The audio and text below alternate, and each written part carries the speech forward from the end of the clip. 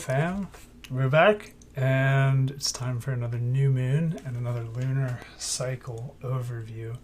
So in the description you'll find the timestamps and you can check out the new moon, waxing quarter, full moon, waning quarter, and we'll look at October 8th's new moon as well, so we can get a sense of the whole cycle, the sort of internal logic of the whole lunar cycle, starting September 6th, 2021, with a new moon late in Leo.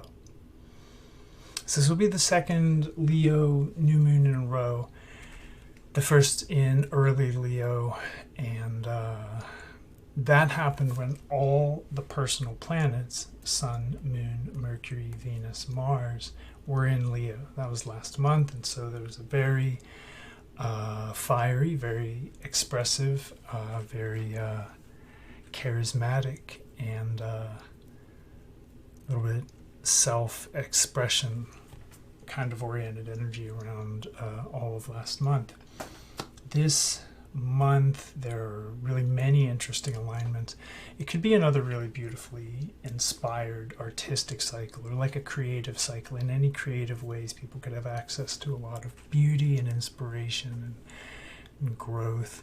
The whole cycle is going to be transformation and growth oriented, but it will ask us to work on or work out certain challenges. There are energies that are going to present themselves this month that could be particularly challenging. So we're going to look at that, and we're also going to look at some of the strengths that are offered, the counterbalances, and the ways to approach these more difficult energies in a way that actually harmonizes the distortion and potentially even turns these lemons into lemonade. The whole cycle from September 6th to October 8th will see Eris and Pluto square no further than 10 arc minutes. I think at their widest it's actually 6. I'm actually haven't gone through and tracked every single day's motion, but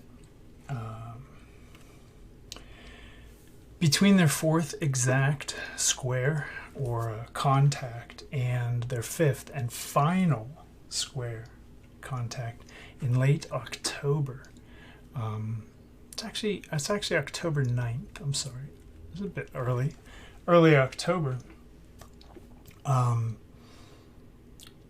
So this closeness will be in effect from 27th of August to 9th of October, just in full effect. So this whole lunar cycle happens under the Pluto-Eris square, very close to exact, very powerful influence, and it's just going to be very potent. And it's Pluto is actually slowing down to station, and then it'll move direct. And so we're within this very close degree of orb to the perfection of the relationship, the power of the relationship. And Pluto is just sitting there in the sky. This is going to be a sort of shadow under which the entire cycle falls.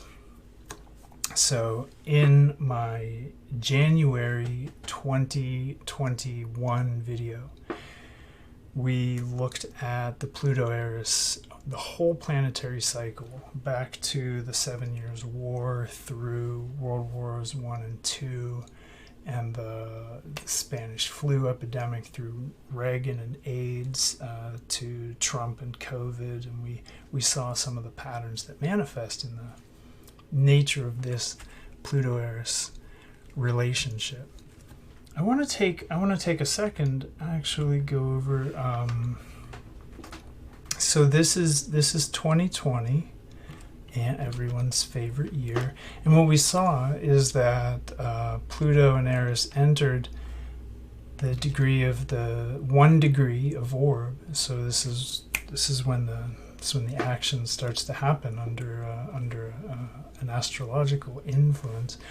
December 2019, correlating very closely with the emergence of COVID.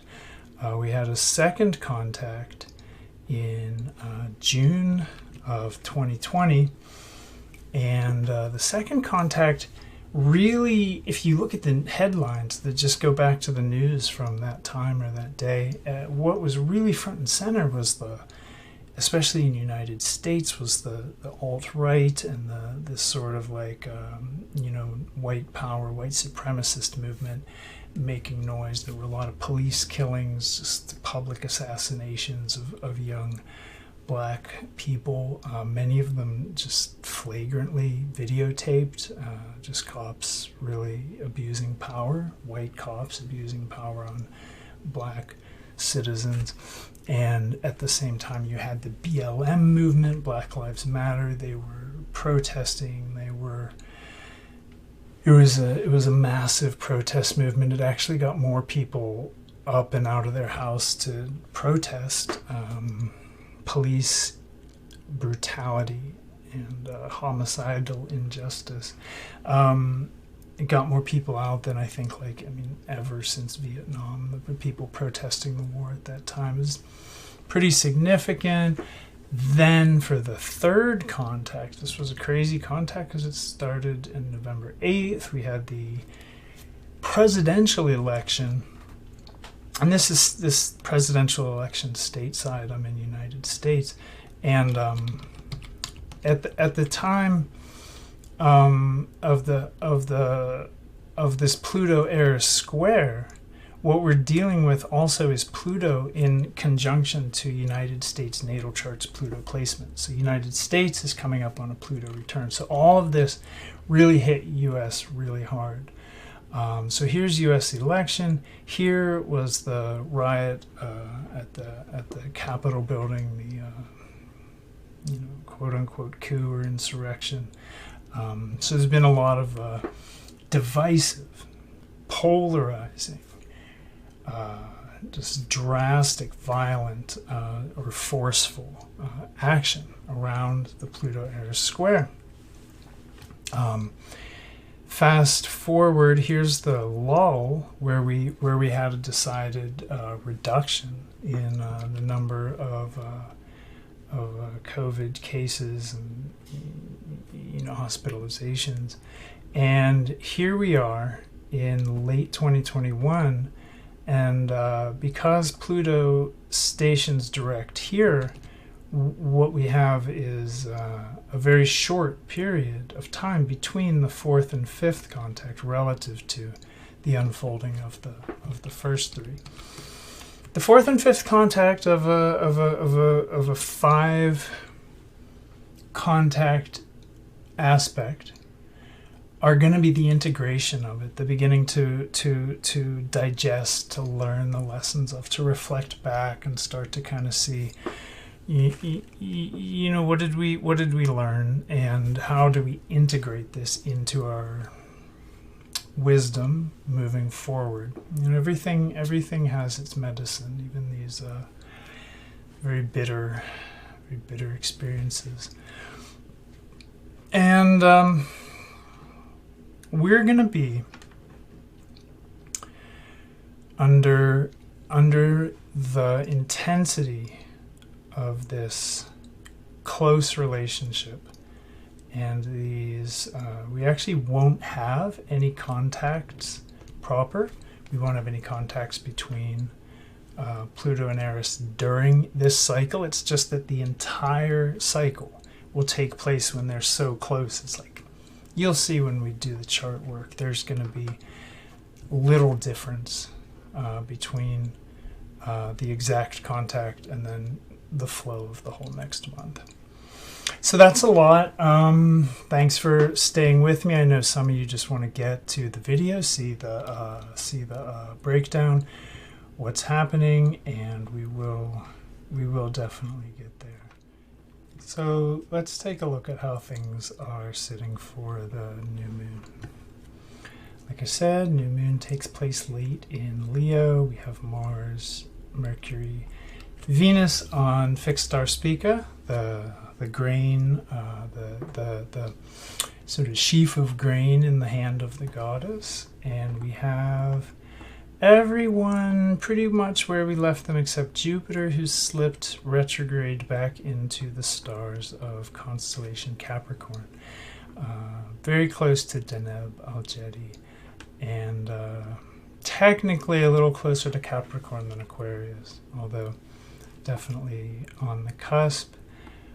The nodes have moved away from royal stars Antares and Aldebaran, and so we're beginning to move out of, to shift away from this collective cycle of like just powerful karma, intense circumstances, more radical, drastic, bigger kind of situations collectively, and you know, in the nodes around Aldebaran and Antares, I think a lot of transformative situations just came up and came to the front, and there was a lot of change, a lot of growth, and a lot of stress.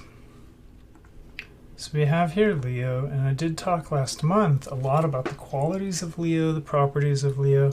We basically have creative self-exploration, self-expression, self-love. The higher aspects of Leo is that it's a leader, it's a model, it's a role model, it's an artist, it's creative, it's empowered, it radiates. The lower side of Leo is that it gets self-oriented to the point of being selfish or narcissistic.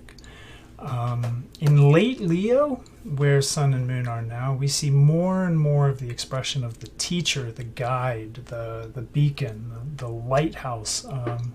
In maybe other people's storms, we see Leo expressing as more wisdom, less the early Leo sort of, less the narcissistic orientation of just self-absorption.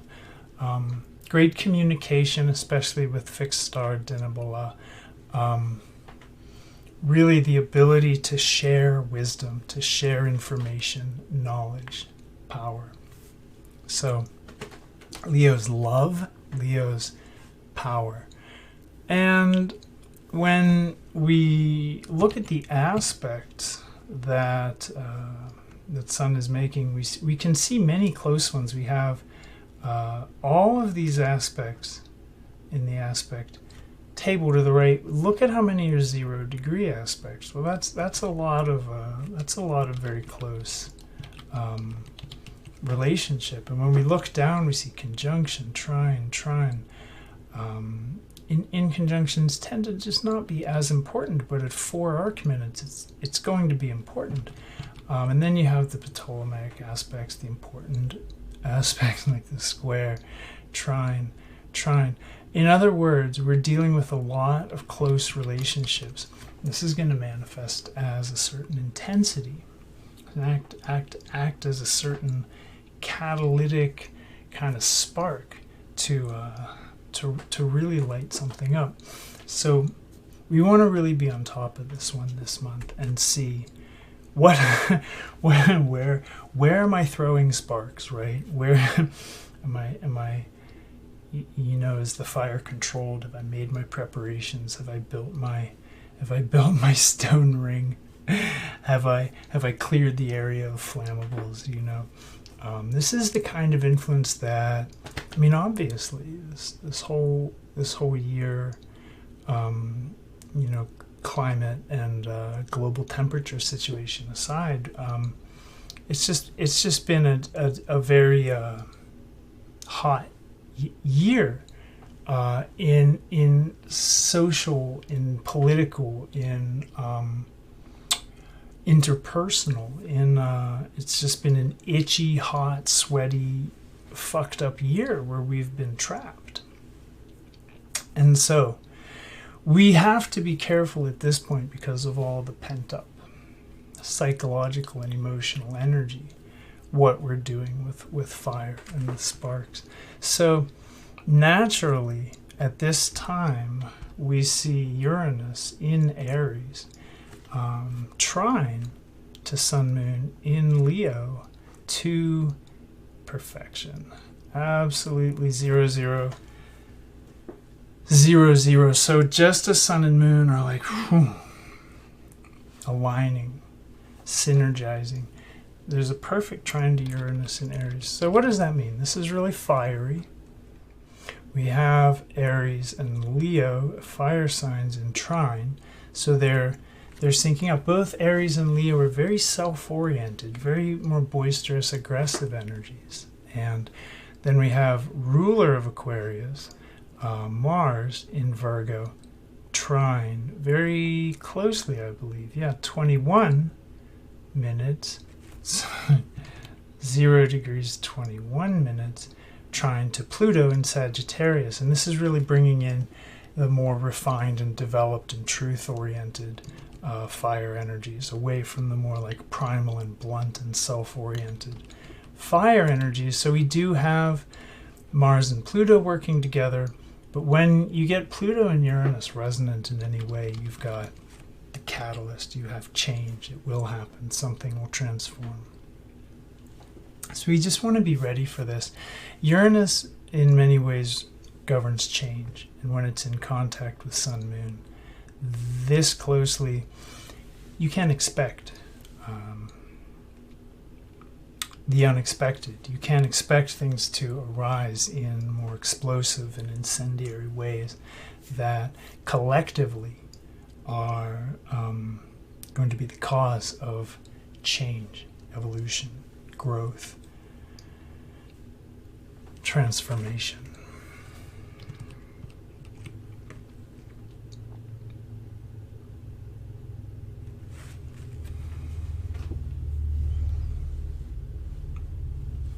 Sun and Moon for new moon in Leo make a little bit of a weak, or I should say a wide opposition to Neptune in Pisces. And last month, Sun, which is its own ruler in Leo, Sun is at home, so very empowered. Sun made opposition to Saturn in Capricorn for the new moon. And Saturn is at home in Capricorn, very powerful, so we have this sort of clash of energies. We have this kind of desire to express ourselves, and also this attraction. On some level, we attracted collectively energies that said, curb your enthusiasm. There must be restrictions, you must wait, and so on. And this month, collectively, as we begin to plant the seeds of this cycle of growth, of life, of evolution, we're opposite Neptune in Pisces. Neptune rules Pisces. It's at its most powerful and has the most agency at home in its own stars. And Leo and Pisces, what they have in common is artistic creativity. It's not a close relationship. Seven degrees from exact is definitely not going to be the most potent, powerful influence here, but it is something that we can lean into. It's something we have access to.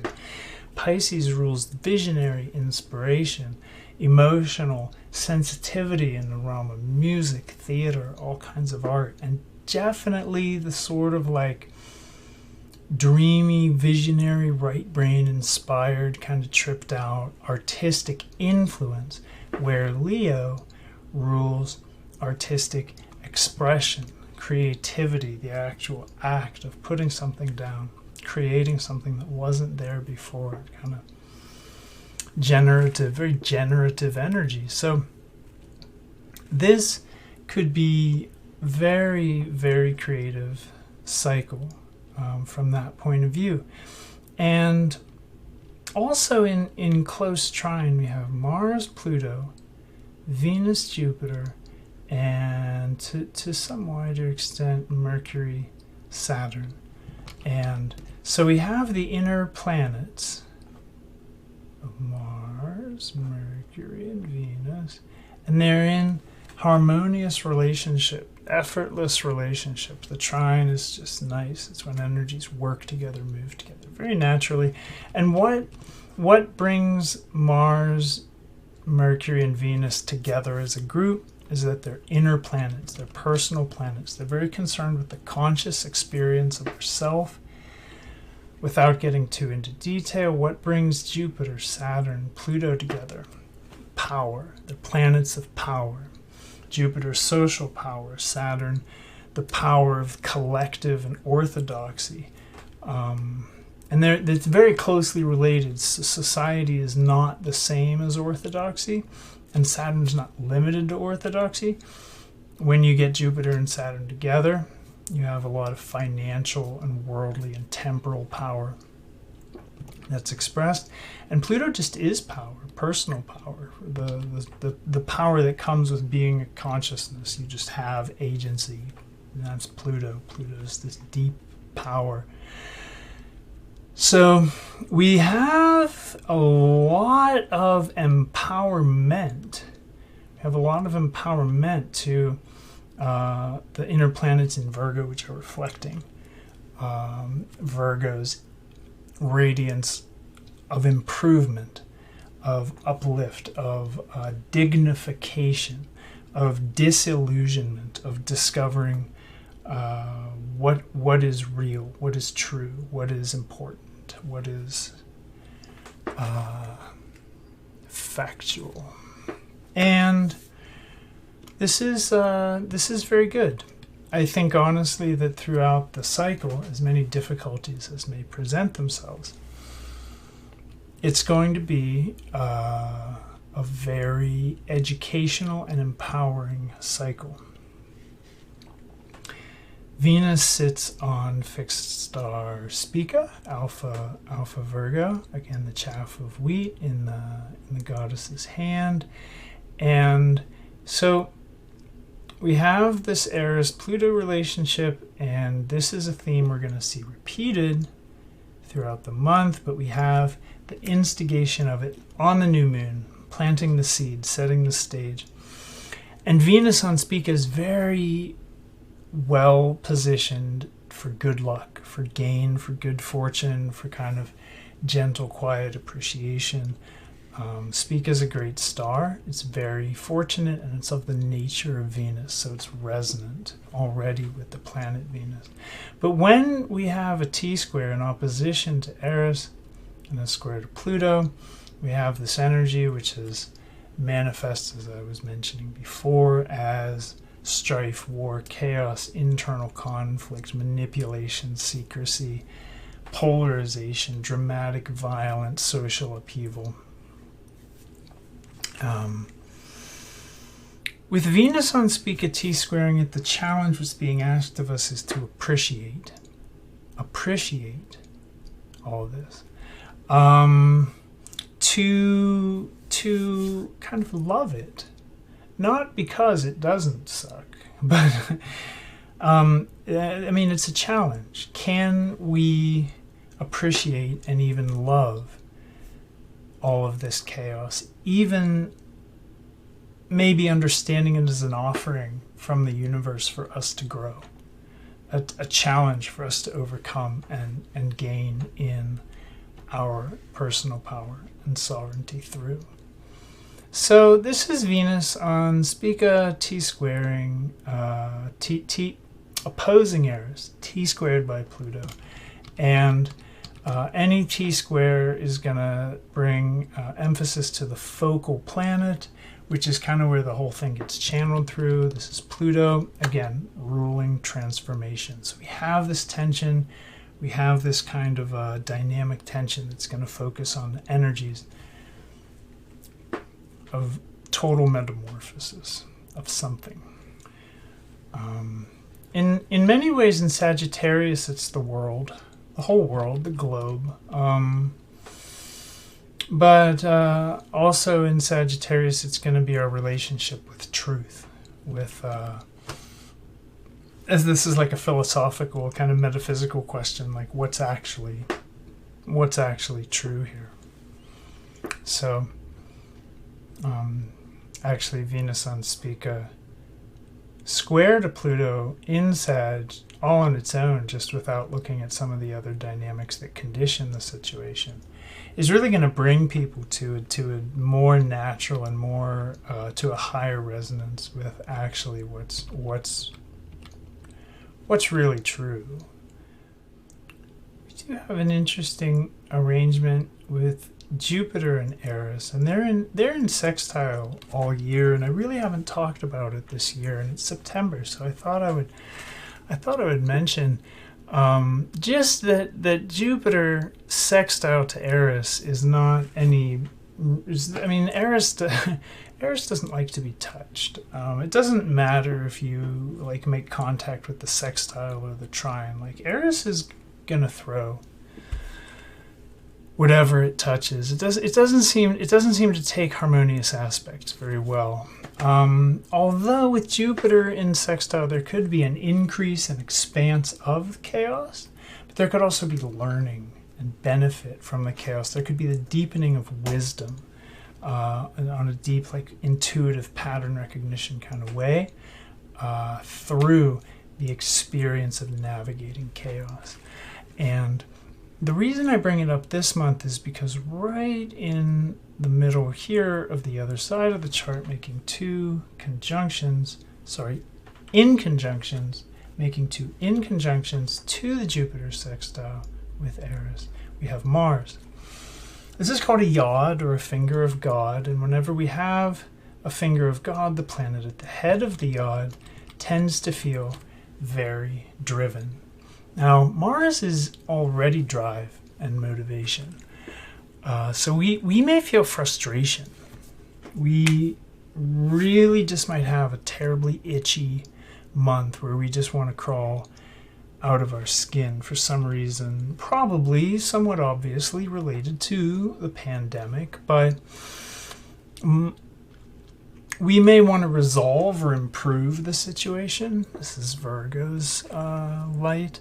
And we may feel inspired to transform Pluto, as Pluto trines to Mars. So they're working together. So we have Pluto, the depth and intensity, and we have Mars, yod, Jupiter, Eris, the bigness of the chaos, the expansive quality of this, godforsaken plague. And that could really drive a lot of Martian activity and thought. So what is Martian activity and thought? Aggression, assertiveness, anger, rage. My best advice is to channel this constructively in an artistic way. Look for ways to express this that are inspired of a higher nature and of the nature also of empowerment, self-empowerment, personal empowerment, and ideally of change for the better. What I would advise against is becoming frustrated and feeling rode by the feeling of agitation that Pluto Eris is going to cause, and that Mars yod Eris Jupiter is likely to generate powerful frustration. This won't last the entirety of the cycle, but because it's happening on the new moon, it's likely to color the whole cycle. Sort of echo through. Yeah, we have an Eris Pluto square, we have an Eris Jupiter sextile. Eris makes a 558-year orbit around the Sun, and Pluto makes a 248-year orbit around the Sun.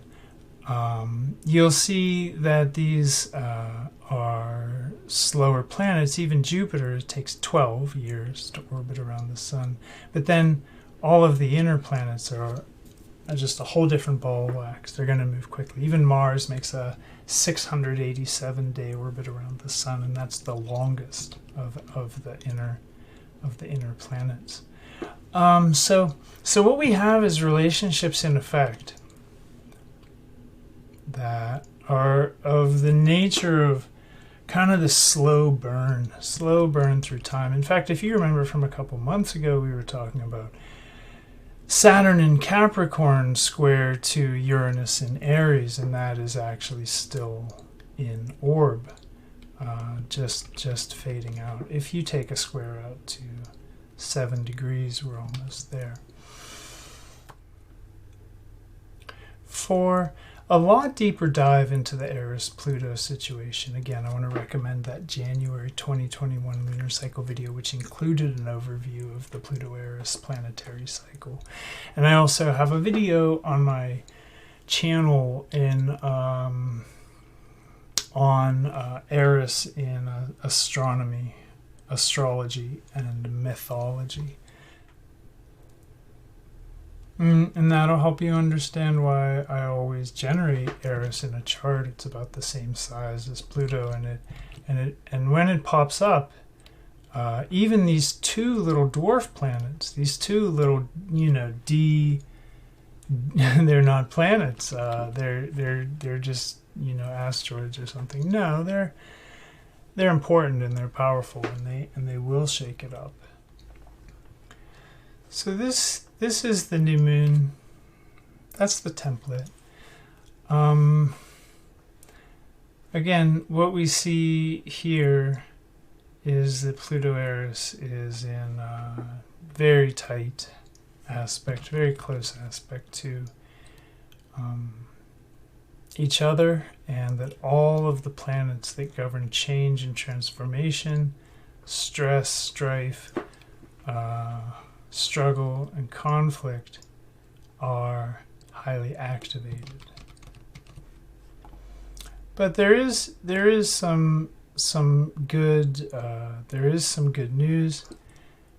Looking at the 13th of September 2021 and the first quarter moon or waxing quarter moon, we see Sun move over fixed star Denebola, the tail of the lion, and this is a famously beneficial star. It's, of course, very resonant with Sun, and it helps to teach, it helps to express, it helps to bring the fullness of one's own personality to bear in helping others to understand.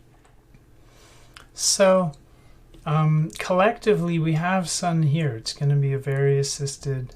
It's going to be a very assisted time for personal growth, radiance, to express. Here we have back the Neptune Pisces, to express artistically the Sun Leo Neptune Pisces opposition, to express to others artistically and creatively and through our own inspired way of speaking our truth, but in a way that benefits others, that brings out their truth, that brings them up. This is really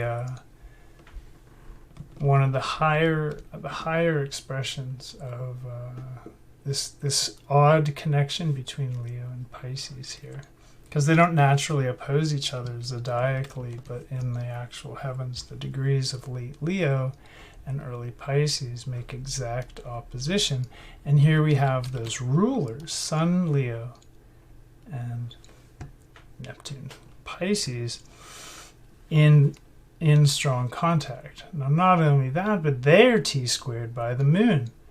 Moon is on the Ras al-Hag, Shaula axis, which means there are two stars right here that are very influential. One is the tail of the scorpion, and the other is the head of Ophiuchus, the snake charmer or the mystic, the Shakti activated healing. It's very feminine, very dark, very mystical, very primordial, kind of healer, shaman healer, kind of visionary wizard healer. So we may be wanting to bring our own personal truth during this cycle, because the first quarter moon is the emergence of the energy of the cycle. And this emergence may entail us wanting to bring our own personal truth out in vivid and beautiful and creative ways, and being challenged to where the moon is now. The challenge is to take the high road. The challenge is to lean into the mastery of the poison, rather than the sort of the kind of fatalistic or self-destructive impulse that the stars of the tail of the scorpion represent. So this is also a signature which is a call to action, and it's asking us to master our confusion and master our own dichotomy. You know, dichotomy has been the hallmark of the Pluto-Eris square. Dichotomy. This has polarized everything. There's just, in fact, one piece of advice I would give to everybody to alleviate tension and obstacle this month is to, when you're talking to someone, explore the topic of any conversation by looking at both sides of the issue, even if it's people you agree with. Because what Pluto-Eris is going to magnetize is a dichotomous exploration of anything. So if you're only on one side and you haven't examined or considered the other side, this energy, this influence will manifest, and this collectively, this is just in the atmosphere. It'll manifest the other point of view to you. So this has the potential to manifest as arguments, opposing viewpoints, debate, and fights. But if we're engaged in conversation and we just naturally expect to hear the opposing viewpoint, and we're able to process that and consciously be aware, right, this is about dichotomy, polarization, and examining both extremes of any one issue. We get to reconcile the paradoxes that we're presented with. Then I think we'll do a lot better. And whenever anyone presents to us a point of view, avoiding the temptation to be one-sided, but to take into consideration those other points of view that balance it or even oppose it. Even from the point of view of saying, yeah, well, you know, it's funny that some people think, you know, what other people think. Whatever that might be, and however funny it may be, giving voice to it, giving acknowledgement of it, giving honor to it, that there's two sides to every coin, every story, every scenario. Nothing is one-sided. That's a lot of what the situation's asking for. And when we see the full moon, we're actually going to notice first that Sun is here in Virgo, now ruled by Mercury. It's out of its own stars. And where is Mercury? Mercury is on fixed star Spica in the 30th, 31st degree of constellation Virgo. So just where Venus was for the new moon, and I said, oh, the challenge is to appreciate all the chaos, to appreciate the opportunity to learn and grow through these wild times. Now we have Mercury on Spica. And the challenge is to intellectually digest, to process. So this is a close relationship. We have Mercury square Pluto to 0 degrees, 49 minutes. And this is going to condition the Sun. Now, at the same time, that Sun is conditioned by the need to process all of this and make some sense out of it.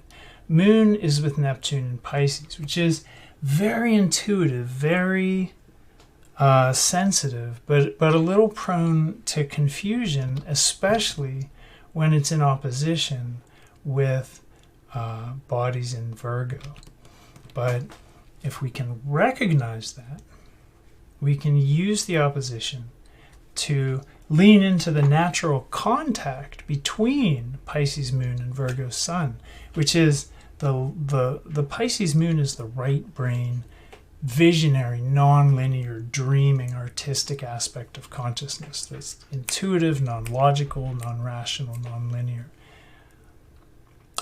Sun in Virgo with ruler Mercury on Spica is rationality, logic, linear thinking, critical analysis, these kinds of things. Very left brain. So how do we stop the right brain and left brain from being each other's enemies? How do we create a situation in which they start talking to each other and becoming each other's friend? Well, one way to do this is to simply relax and regulate your breathing, because meditation brings the Pisces right brain and the Virgo left brain together better than any other activity I know. Another inspirational piece of advice would be to continue the creative streak. Like, don't feel like creative streak ends because Sun's left Leo. Like, Sun in Virgo can definitely generate, especially with Mars and Mercury on Spica, vividly beautiful forms of art, vividly powerful expressions of creativity. The moon is on Alciot, the degree of fixed star Alciot, which is a star that's notoriously associated with heartbreak, sorrow, sadness. So collectively, we really might be subject at this time to a kind of heaviness around the looming shadow of Pluto Eris. We might be subject to heaviness around the T-square, which is really, again, a call to transform, a call to metamorphose and to just transmogrify ourselves into what's next, kind of final form this thing. And it could be subject to difficulty and heartbreak just around the split, the dichotomy between what we know, Moon in Pisces conjunct Neptune. Deeply, we're so sensitive and we just know things in an intuitive way. And then here, what we think, the power of our logic and the conditioning of our logical process. We could be struck with some dissonance, some cognitive dissonance. We could be struck with some of the effect of this dichotomy, because Pluto and Eris quite naturally condition Mercury in this contact. And so it doesn't just go one way, they come back the other way and they say, oh, well, Mercury, have some stress, have some transformation, have the strife of dichotomous, polarized civil conflict, have the stress of transformation, and chew on that. And that conditions Mercury, and Mercury rules Sun, and Sun gives its light to Moon. Sun's with Neptune, or Moon is with Neptune on Alciot. This could be a recipe for it just could be too much, could be too much stress. So take the time this month. This month might force us to, but take the time for yourself. Get up a little early if you have to, just so you can have that nice cup of tea out on the roof or wherever you sit, out on the deck, the patio, the yard. It doesn't matter, but take good care of you and your mental health. Take good care of you and your heart. Cry. Let it soften. Don't suppress the emotions. Because they're difficult, or because you feel that you're being held to some kind of artificial standard around, dealing with this ongoing, debilitating pandemic, this crisis of health. So it could be an opportunity to reconcile division at the same time. But the confusion is likely to continue collectively, even with Mercury on Spica, trine to Jupiter, which interestingly, Mercury and Jupiter are trine perfectly. So for the full moon, so for new moon, we have Uranus and Sun Moon trine perfectly. For full moon, we have Mercury and Jupiter trine perfectly. And I find that a bit fascinating. Could be a very potent cycle. Uranus and Jupiter both tend to be auspicious in their influence, give blessings, and so we'll see about that. So, yeah, we've got chaos, we've got confusion, we've got polarity, we've got division, we've got a recipe for anxiety.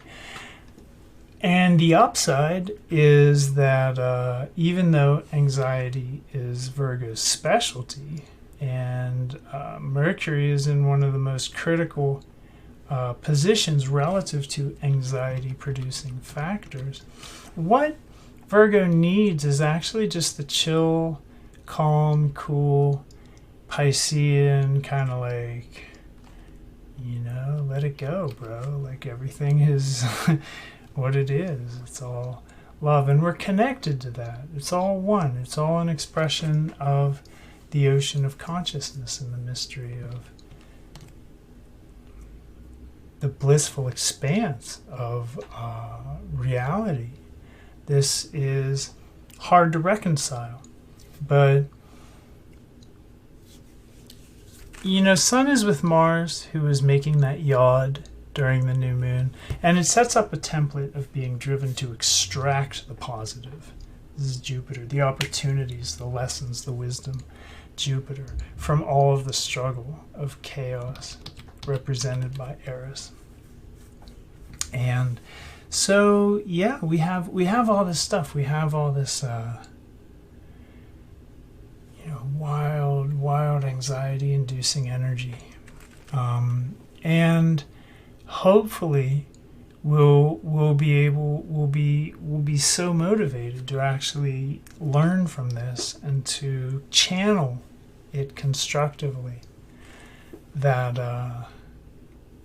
this could be very medicinal. So this full moon is a really great recipe. We had a new moon in late Leo talking about, really this is pertaining to selfhood or personhood, but the fullness of the expression is actually around balancing critical thinking with intuition, balancing analysis with trust and surrender, balancing judgment with forgiveness. And is coming to be tempering that critical Virgo edge with the compassion and the watery, loving warmth of Pisces. So doing any work around forgiveness, around compassion, and to with Uranus in contact with Venus,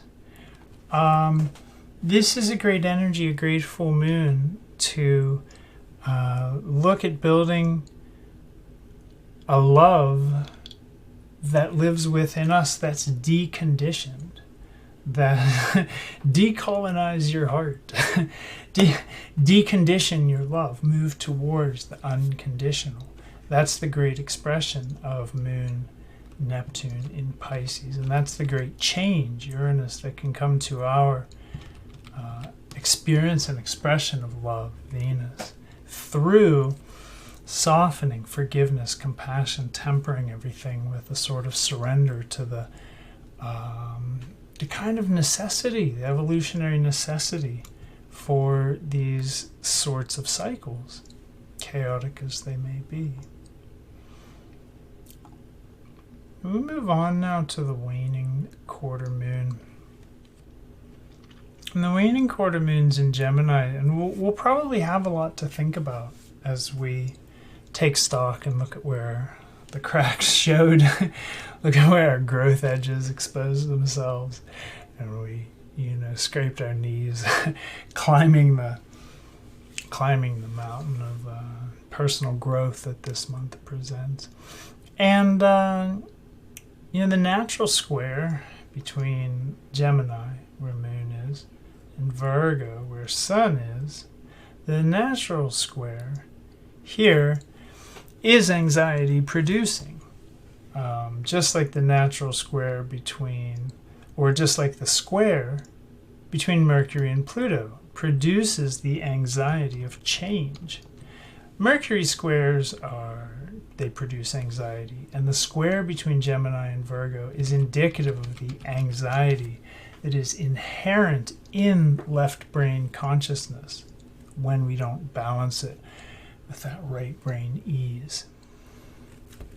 While we look back and we have time to consider things, it could be rough. I want to caution everybody against pessimism very, very carefully, because the moon is making no supportive aspects. The moon is only making stress aspects, and the sun is only supported by Saturn in Capricorn by trine, and that's harsh energy. So we may feel at the time of last quarter moon on 28th of September, and the time around there, this